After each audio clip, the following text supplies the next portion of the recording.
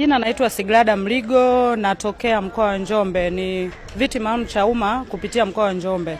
Mimi naweza kusema kitu kwa kifupi sana. Kwanza mimi nilikuwa mgombea wa jimbo ambaye nimepata 35.5 sawa na kula 42,998 katika wapiga kula 120,000. Unaweza ukapata picha. Hoja ya msingi ni kwamba mimi nilikuwa mgombea wa jimbo na nilishinda. Kwa hiyo ndo maana mimi kwa kifupi ukiniambia nimepokeaje wala sijapokea kwa furaha, kwa sababu mimi nilikuwa mgombea wa jimbo na target yangu ilikuwa ni kuwa mbunge wa jimbo na wananchi walinipokea vizuri na nilishinda.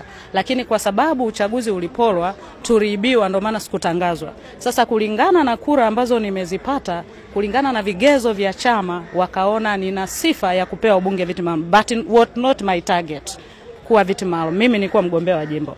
Lakini nimepokea bila furaha kwa sababu nyingine ni kwamba unapata ubunge katika kipindi ambacho Watanzania wanavuja damu, mioyo yao inavuja damu. Wanatamani kuzungumza, hawajui wakazungumze wapi.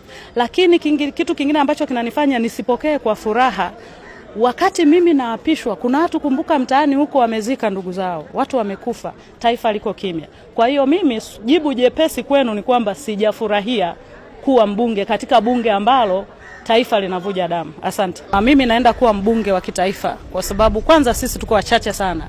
Lakini pia mimi ni voice of the voiceless. Yaani mimi ni sauti ya wasio na sauti kwa taifa zima.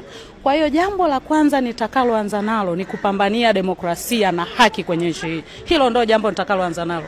Taifa lirudi kufuata sheria na sio kufuata maagizo au maelekezo.